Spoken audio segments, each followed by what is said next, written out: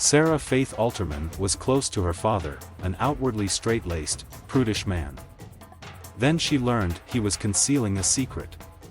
Growing up near Boston, Massachusetts, during the 1980s, Sara always felt a special bond with her dad, Ira. "My father and I were very much alike," she says. "We even look a lot alike, which is funny to me now that a little girl could look like, you know, a 40-year-old Jewish man. We had the same facial features and the same hair, and so I kind of wanted to emulate him." Ira would always be the person he would go to if she had a problem that needed solving. He passed on to Sara and her brother his love of language and wordplay. He'd worked as a newspaper journalist before going into marketing, and family road trips would be spent playing word games, or coming up with puns and rhymes. "I wanted to be like him in so many ways," she says. "So I absorbed a lot from those games we played in the car. I really found it fun to twist words and come up with new things. It felt like a weird dad skill that a lot of my friends didn't have." Sara's parents were passionate about puzzles and organizing scavenger hunts. What they didn't like was anything they felt might threaten their children's innocence, so all adult topics were completely taboo, especially sex. "My parents behaved as though those things did not exist," she says. "I don't think I ever heard my father use the word sex until I was in my 30s. It was worse if they were watching a television show or a film that included a love scene. My father would say, 'Yuck,' and he would leap up to either change the channel as fast as he could or he would eject the tape from the VCR," says Sara. "Sometimes, if he couldn't figure out the knob on the TV fast enough, he would just unplug it. I think he didn't want to answer questions about it. I also think he found it very uncomfortable to sit in a room with his children while there was something a little bit sexy happening." But one day, when she was 8, Sara made a discovery that challenged everything she thought she knew about him. Alone in the den room of the family home and bored with the book she was reading, Sara began rummaging among the bookshelves. Until now she'd been too short to reach the uppermost shelves, but now she found she was just about able to do it. In the very top right corner, she noticed that hidden behind some other books was a cluster of brightly colored paperbacks, packed tightly together and clearly intended to be concealed from view. "I thought, well, obviously this is what I'm going to look at," says Sara. She reached past the ones in front and grabbed a handful. They were unlike any books Sara had seen before. Their covers showed illustrations of buxom women and very excited-looking men sitting on each other's laps and kissing. She recalls, if they'd appeared on the family TV, her father would have changed the channel immediately. Many of the titles had the word sex in them. The tamer ones included How to Pick Up Girls and The Sex Manual for People Over 30. At this point, Sara heard her parents were coming. She knew she wasn't meant to be looking at these books, so she went to put them back. But then she noticed something that completely threw her. "I saw on the title page of one of the books, by Ira Alterman, which was my father's name, and I thought, wait a minute, what do you mean? My dad doesn't write books." In fact, she noticed that her dad was named as the author on all of them. "It was so confusing and I didn't have any time to process it because I needed to very quickly put the books away," Sara says. "It took me a while to understand that, yes, my dad had written these sexy, naughty books that I wasn't supposed to look at," she says. She would eventually discover that, since the 1970s, Ira's adult books had sold millions of copies around the world and been translated into many languages. But she definitely couldn't ask him directly about any of this. When she brought home a permission slip so she could take part in a sex education class, it had been hugely awkward. Ira had been unable to look her in the eye while signing it. So discussing his writing sideline was unthinkable.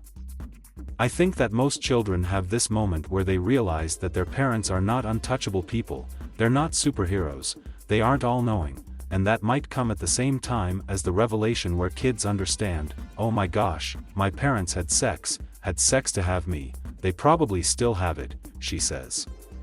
Her relationship with her father was affected, too, by the disconnect between his writing career and how he presented himself at home.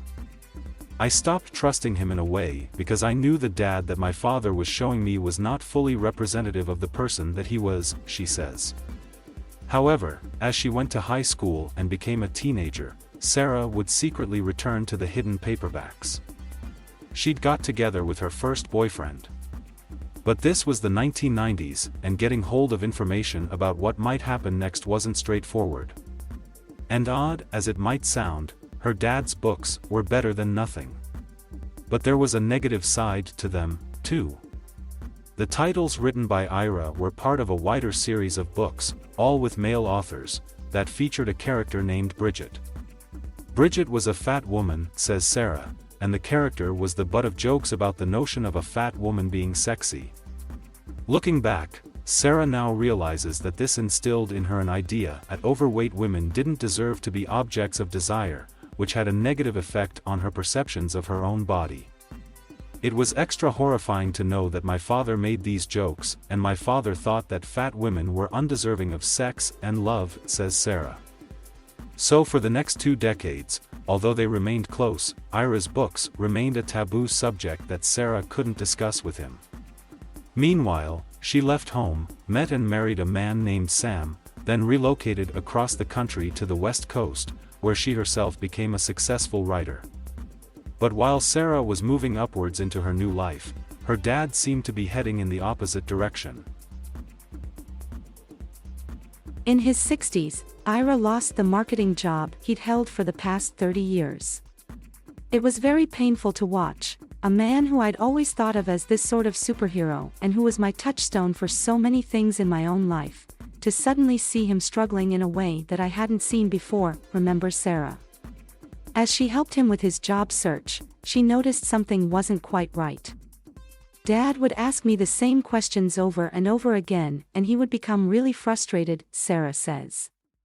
At first, she thought it was just a sign of aging.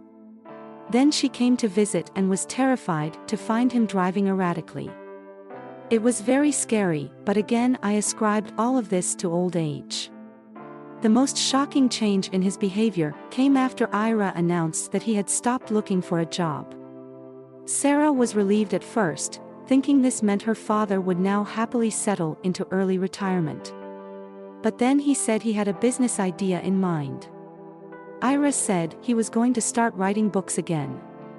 Sara froze. What did he mean, she asked him, writing books again? They had still never discussed his career as an author. He told her he had an idea for a children's book, based around a much-loved family dog. And then he said, and I also want to start writing books like I used to, because they were really popular and I'm going to want your help with them. Sara asked him what he was talking about. She knew exactly what he meant, but she wanted to hear him say it for herself. Instead, he told her that he'd been inspired by her recent wedding to write a book called The Naughty Bride, which would be aimed at bachelorettes and brides, to be used as how to guide for pleasing their man on their wedding night, Sara says.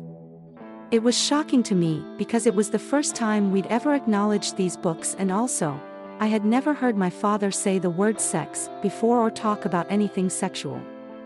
At first, Sara refused to help her father with this bizarre request.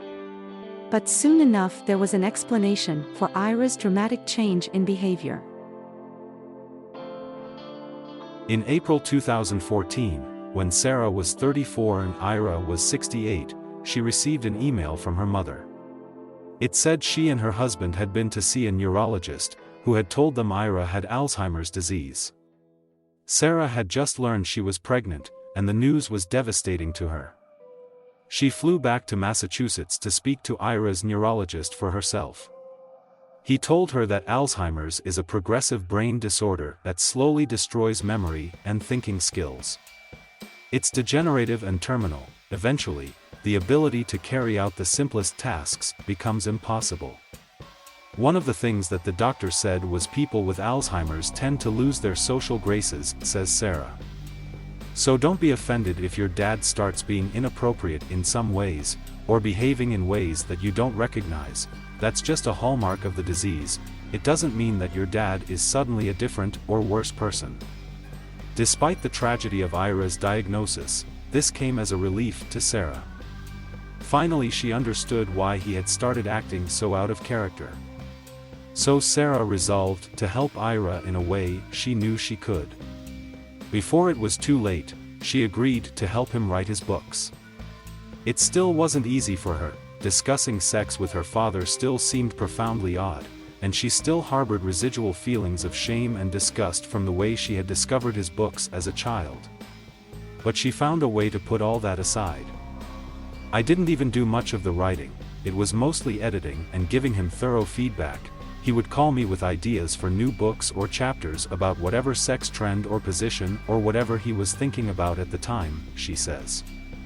I would have to field these calls and advise him, or he would send me printed out manuscripts of his books and I would go through and edit them and play creative collaborator, even though I was doing it sometimes literally with one eye closed. Soon afterwards, Ira announced that he wanted to go back to his hometown of Percy in Pennsylvania to see all the places he associated with his happy childhood before he would forget about it. He wanted to go to the ball fields and see where he and his brothers played baseball. There's a historic carousel that had these beautiful hand-carved wooden horses. Sara says. He knew that his life was coming to an end and that the trip was an opportunity to spend some really special time with him. There was an added poignancy to the road trip. Sara was 6 months pregnant at the time. Ira lived to meet his grandson, but he knew he would never get to see the baby grow up. Ira Alterman died on July 6, 2015, 2 days after he turned 70. Soon afterwards, the adult books he'd asked Sara to help him with were published, to some commercial success. But there'd been another project he'd asked for her help with, too. Ira had always told bedtime stories to her and her brother. He made up all kinds of wonderful stories about our family and our family cats, or magical creatures, Sara says. While he could still remember them, Sara and her mother helped him write down a collection of these stories for his grandchildren to enjoy. Transcribing his words, she says, I was transported back to being a little girl again and just being totally in awe of my dad's ability to spin words, the same way I was in awe of his ability to spin words when we played those word games in the car. Sara wrote a memoir titled Let's Never Talk About This Again about her relationship with her dad. At the very end of it is one of Ira's bedtime stories, called The Boy with the Ugly Sweater. The main character is named after Colin, Sara's son. Although the boy would grow up without knowing Ira, he'd always have this reminder of his granddad. Little Colin was really excited. It was his birthday, and his grandmother had sent him a gift in a really big box. Oh boy, he thought as he took off the pretty ribbons and bows and wrapping paper. This is going to be great. He reached into the box and pulled out a big present wrapped in gold tissue paper. He tore through the paper and held up the ugliest sweater he had ever seen. That's the ugliest sweater I have ever seen, he cried. My own son really loves this story, she says. And so in a way we were able to fulfill my dad's wishes of having a connection with his grandchildren. Photos copyright Sara Faith Alterman. It wasn't the most obvious career choice for Karen and Barry Mason, and not one they could talk about openly. But for years the couple ran LA's best-known gay porn shop, and distributed adult material across the US. Our parents ran a secret gay porn empire.